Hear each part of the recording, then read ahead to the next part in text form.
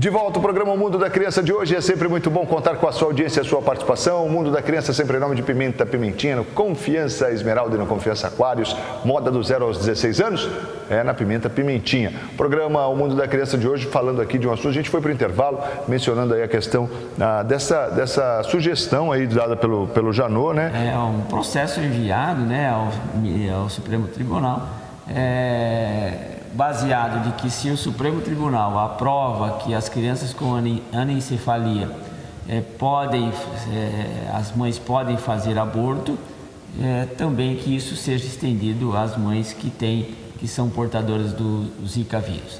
Eu acho assim, sob o aspecto médico, mas não é a mesma coisa, sabe? Porque a mãe pode ter o Zika vírus e a criança não tem nada, entende? Então você vai fazer aborto para uma criança que pode ser normal, né? Ou pode ser pouco comprometida ou não ser comprometida. É claro que isso é um risco.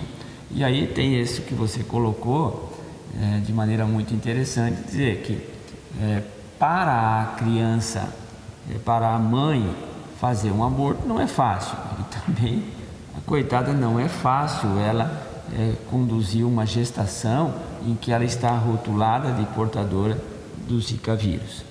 Então, são situações muito difíceis, tem um envolvimento legal, religioso, social, familiar, né? Íntimo da própria família. A gente trabalha, às vezes, com essa situação de mães que têm um diagnóstico intraútero de alguma malformação, de uma doença genética, né? E que vai colocar a criança em risco. Mas o que a gente ouve muitas vezes não, isso eu vou enfrentar, né? Agora, e outras realmente já entram numa situação difícil. Não falam vou enfrentar com essa tranquilidade que eu estou falando, né?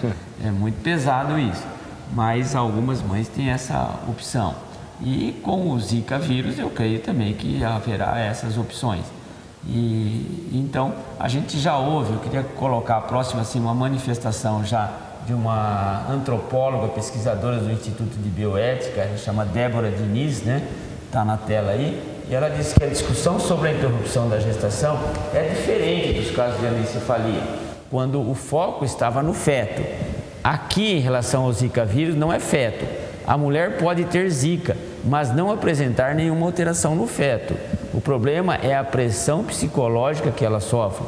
Obrigá-la a manter grávida nessa situação é uma violência. É semelhante a uma situação de estupro. Então, percebe, ela é uma antropóloga, uma pesquisadora de um instituto importante, e ela diz assim, o rótulo do Zika vírus para uma gestante é uma agressão emocional muito grande. E aí, ela não é obrigada a suportar isso. Então, veja, é uma opinião que realmente... É uma antropóloga, né? É uma antropóloga que falou isso. E tem ainda uma outra opinião agora de um assessor, doutor em teologia moral, assessor de bioética da Conferência Nacional dos Bispos do Brasil, o padre José Rafael, enfatizou que para a igreja aceitar o aborto está fora de cogitação. Percebe? Por isso que eu trouxe para o programa isso, para provocar as famílias e ao mesmo tempo provocar assim um cuidado com o mosquito que já vai estar aí, porque vai começar calor. A gente resolveria tudo isso se não tivesse o Aedes, né? Já que a gente já viu que o pernilongo comum não transmite, como nós mencionamos como notícia hoje, mas se não tiver o Aedes, nós não vamos ter essa dificuldade. Mas como isso é um assunto que envolve família, envolve criança, é por isso que o pediatra precisa saber e está aqui para repercutir essa notícia com você, família, para realmente pensar sobre o assunto. Tem uma outra opinião, Marcos, o Grupo Liberal de Católicas pelo Direito de Decidir vem pressionando o Supremo Tribunal Federal para que o aborto seja liberado nesses casos. Veja, o Grupo Liberal Católicas pelo Direito de Decidir. Então, é a mesma religião, com opinião diferente. Então, eu lendo essas notícias, eu disse, isso vai virar uma confusão se realmente acontecer um fato desse ou deixar de acontecer e se começar novamente com o calor a surgir os casos de Zika vírus. Pois é. Nós temos aí documentados aí em torno de 1.400 casos no Brasil em relação ao verão passado, e se esse ano a coisa começar novamente, a coisa vai ficar numa situação assim mais difícil, e aí começam a surgir essas propostas que envolvem as famílias, envolvem as gestantes e envolve o medo, né, mano? Envolve o medo.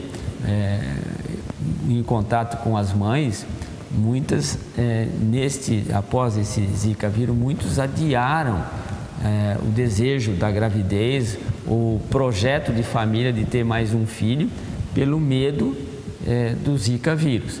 Agora, se começa o verão e já as entidades ligadas às doenças infecciosas, como a própria Fiocruz, os infectologistas de modo geral, já estão fazendo uma propaganda. Olha, vamos novamente limpar o lixo, vamos cuidar, porque vai começar o verão e aí nós vamos ter novamente o risco de ter a dengue, que já todo mundo sabe, que agora tem vacina, tudo, mas o Zika vírus vai continuar assustando as mulheres, especialmente em função da gravidez. Doutor, mas acabou dando uma... Muito, né? Mas é pelo clima, né? Pelo clima, né? Esfriou, Esfriou, acabou, né? A grande preocupação é por grande preocupação é isso, pelo potencial que tem os ovos a persistência dele, persistência, a resistência às variações de temperatura, de clima. Isso tudo faz com que realmente você tenha aí a eliminação pelo mosquito. Isso, a hora que começar o calor, isso vai eclodir, vai surgir mosquito para todo lado, e aí com o risco de se transmitir a doença. E já começa então, por isso que a gente está trazendo para o telespectador essa possibilidade que está sendo levado pelas autoridades, o Procurador-Geral da República, o Supremo Tribunal Federal, são as maiores autoridades que a gente tem para discutir essas situações de tanta dúvida, o que fazer com uma gestante que tem Zika vírus e que pode ter um filho com microcefalia. Diríamos, Marcos, que ter um filho com microcefalia, uma criança com paralisia cerebral, realmente tem uma dificuldade muito grande, especialmente nas classes sociais mais baixas, onde a doença acaba crescendo, e é por isso então que se está discutindo esse assunto com tanta ênfase, né? Com uma valorização tão grande, mas realmente é uma situação que pode ser contornada, e a gente já começa a divulgar, vamos cuidar do Aedes, porque é só o Aedes que pode provocar ou que pode transmitir dengue, zika vírus, chikungunya, essas coisas aí que a gente cansou de falar e o telespectador já enjoou de ouvir falar, né, mas essa notícia... Mas ele não some, né, cara? Mas realmente não desaparece, né? A gente está cansado de falar, cansado de orientar, e a gente está cansado também de ver o mosquito por aí, picando e fazendo gente doente, infelizmente. E óbitos, né? E óbitos também, pois é. E óbitos também. Então, você vê óbitos, você vê microcefalia, você que trabalha com isso, com saúde, você não vai poder cansar de falar. Vamos ter que continuar falando, né? Pois é, já terminou, diminuiu também a questão da gripe, né? Todo mundo preocupado com a gripe H1N1 e tal. Não teve nada. E agora vem aí a dengue com tudo de novo. Porque a H1N1, a vacina está funcionando, né? Espera-se que a vacina da dengue funcione também. É isso aí. Vamos rapidinho para mais um intervalo, a gente volta na sequência para falar mais aqui no último bloco do programa Mundo da Criança de hoje. O que a gente vai falar no próximo bloco? Nós vamos falar algumas coisas sobre as crianças refugiadas, que o número aumentou muito, né? Rapidinho, a gente volta depois do intervalo. Até já!